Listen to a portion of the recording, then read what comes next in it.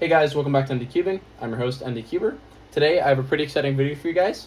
I'm going to be showing you guys the Cubicle modified Swift block. So without further ado, let's begin. There's a new Cubicle business card, pretty cool.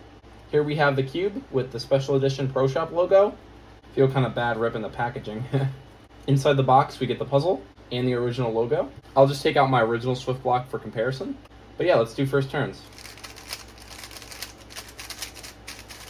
Wow. That actually feels really good. A couple thoughts off rip, it doesn't feel as blocky. Quarter cutting feels more rounded. Okay, I like it. This is my original Swift block that I got a couple months ago.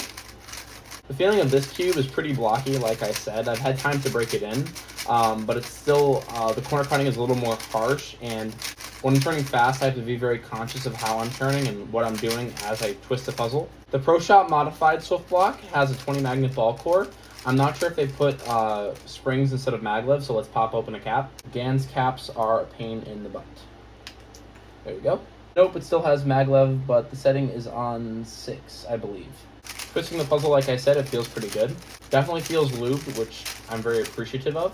Let's take out the pieces for comparison.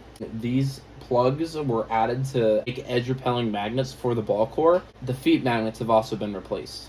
Here's a standard Swift block for comparison. I definitely believe they drilled holes into the edges to make the magnets go there. And then there's the ball core.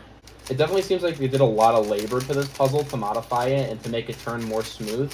However, $30 as an upcharge is a lot of money. So I'm going to set this cube up, or in terms of like putting my stickers on, and do a couple solves and let you know what I think. Now that the stickers are on and I can see, I'll do a couple solves and let you know my thoughts.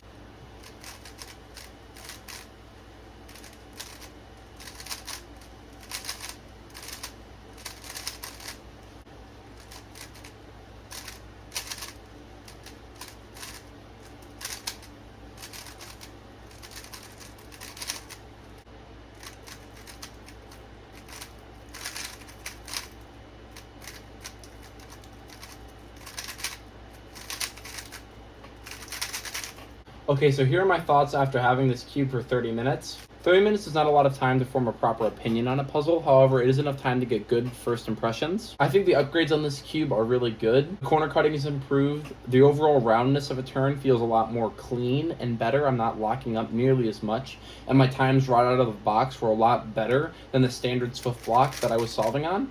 However, do I believe this cube is worth the $30 upcharge? I know labor plays a big role in producing these puzzles and that they have to do so much to each cube, meaning that the price is going to go up significantly. I do think this cube is very good and I do think it feels very nice. However, drawing parallels and comparisons to the version 100 and the Leap version 100, I don't really think this cube competes, unfortunately. Don't get me wrong, I think this cube feels very, very nice and I like the puzzle, but I just don't think it's worth the significant price upcharge that you have to pay to get it. Thank you guys so much for watching. As always, I'm MD Cuber. If you guys like what I make, please check out my other videos, and I hope you guys have an excellent day. Bye-bye.